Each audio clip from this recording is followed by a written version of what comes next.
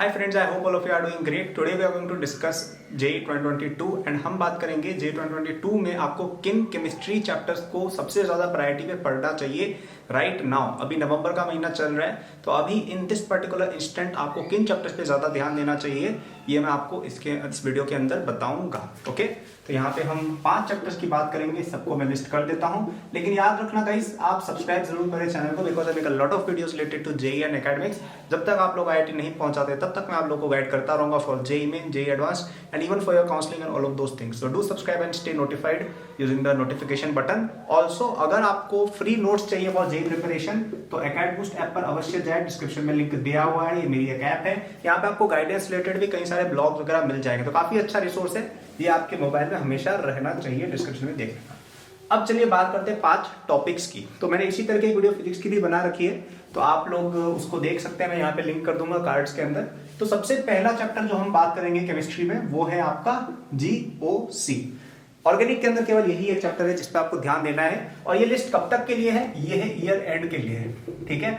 मतलब अभी नवंबर चल रहा है, तो 31 दिसंबर से पहले पहले आपको ये लिस्ट कंप्लीट करनी है। ओके, फिजिक्स की भी मैं लिस्ट बना रखी है, मैथ्स की भी मैं डाल दूंगा जल्दी।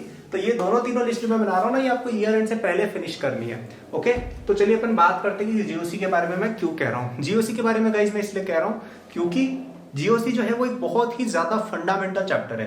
अगर आपको जीओसी नहीं आता है, आप ऑर्गेनिक में कुछ भी नहीं समझ सकते हो। और अगर आपको केवल और केवल जीओसी भी आता है ऑर्गेनिक में, और बाकी सब आप कुछ पढ़ के ही नहीं गए, ओके, आपने अल्कोहल भी नहीं पढ़ा, कुछ भी नहीं पढ़ा, आपने नथिंग, आपने केवल जीओसी पढ़ लिया, तो भी आप कुछ ना कुछ नंबर अवश्य लेके आएंगे, क्योंकि कई सारे क्वेश्चन डायरेक्टली यहाँ से आते हैं, पहली बात ये। और दूसरी बात ये कि अगर आपका जीओसी अच्छा है तो आप गेस वर्क भी इजीली कर सकते हैं। ओके, फॉर एग्जांपल अगर जेईई मेन में कोई क्वेश्चन आ गया कि इनमें से कौन सा सबसे ज्यादा तेजी से रिएक्ट करेगा, 4 ऑप्शंस आपको दे दिए, आपको दिख रहा है यार एक के अंदर एरोमेटिक स्पीशीज वगैरह बन रही है, तो आपको लगा कि हाँ यार ये हो सकता है। अब कई बार उल्टा भी होता है वैसे, कि कई बार एरोमेटिसिटी की वजह से रिएक्शन स्लो भी होती है, डिपेंडिंग ऑन जो भी मैकेनिज्म है चीज का, राइट। तो अपन जीओसी अगर हमें आता है तो हम इस तरह की चीजें भी कर सकते हैं, ठीक है।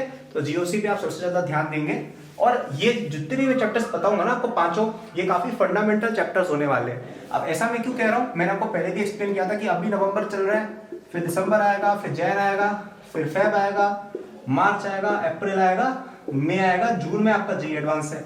तो अगर आप अभी ईयर एंड से पहले पहले ये सारे इंपॉर्टेंट और जो बड़े चैप्टर्स कर लेते हो ना अगर, तो आपको बाद में काफी ज्यादा हेल्प होगी, क्योंकि छोटे चैप्टर्स होते हैं ना वो आप बाद में भी कवर कर सकते हो। अब बायोमोलिक्यूल्स हो गया जैसे, वो तो आप बाद में भी कभी भी कर सकते हो ना। लेकिन अगर आपने उल्टा किया कि बायोमोलिक्यूल्स हम अभी पढ़ने लग गए, तो जीओसी बाद में पढ़ने का टाइम नहीं मिलेगा, क्योंकि इनमें टाइम चाहिए होता है, राइट। तो आप अभी इन चैप्टर को प्रायोरिटाइज करेंगे, ये मैंने पहले भी एक्सप्लेन किया था। अगर मेरी फिजिक्स की वीडियो नहीं देखी है, ऊपर मैंने डाल दी है, वहां पे आप देख लीजिएगा।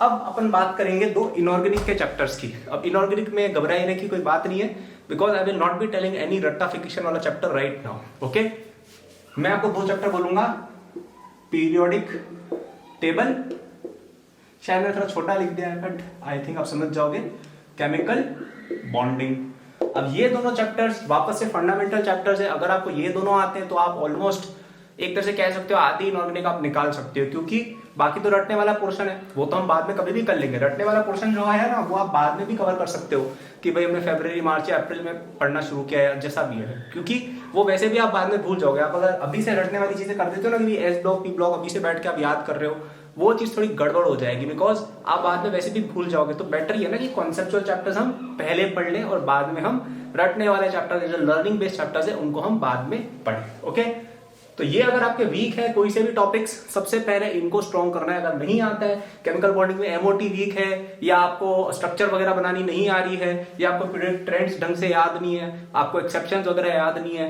तो वो सारी चीजें आप याद रखेंगे। यहाँ पे आपको कई सारी प्रॉपर्टीज भी बताई जाएंगी, hydrogen bonding related, polarisation related, तो वो आप याद करेंगे, ठीक है। तो ये अपना हो गया। अब अपन बात करते हैं 4th और 5th चैप्टर, जो अपने फिजिकल के होंगे। तो फिजिकल में सबसे पहला चैप्टर जो आप में से कई लोगों को बहुत ही बेकार लगता है, वो है आपका इक्विलिब्रियम। इसमें आप आयनिक भी पढ़ेंगे, केमिकल भी पढ़ेंगे। Again why? Because equilibrium is a very very fundamental concept in chemistry. अगर आपको इक्विलिब्रियम समझ में आ गया तो आगे के कई सारे टॉपिक्स आपके लिए इजी पड़ जाएंगे। एंड सेकंड कि इसमें जो आयनिक वाला पार्ट है वो अगर आपको आता है, तो आगे जब आप वो पढ़ोगे ना अपना ये इलेक्ट्रोकेमिस्ट्री, तब आपको काफी ज्यादा हेल्प होगी, ठीक है।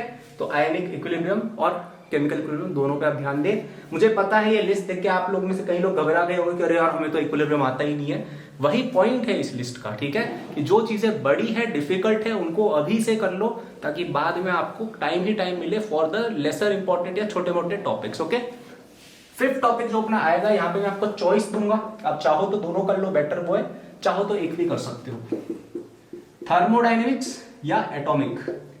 अब ये मैंने क्यों बोला है, क्योंकि अगर आप ध्यान देंगे ये टॉपिक आपके फिजिक्स में भी रिपीट होते हैं। ओके, फिजिक्स के अंदर मैंने कहीं पे भी आपको इन दोनों में से कोई भी चैप्टर के आसपास भी मैंने आपको बोला नहीं पढ़ने को, मैंने इसीलिए नहीं बोला था। एक बच्चे ने कमेंट करके बोला भी कि भैया आपने एटॉमिक स्ट्रक्चर क्यों नहीं बोला, मॉडर्न फिजिक्स क्यों नहीं बोला, मॉडर्न फिजिक्स तो बहुत इंपॉर्टेंट पार्ट है। मैंने इसलिए नहीं बोला क्योंकि वो आप केमिस्ट्री में कवर कर सकते हो, ठीक है। अब मेरा सजेशन ये रहेगा कि आप इसमें थर्मो पे ध्यान दो। क्यों?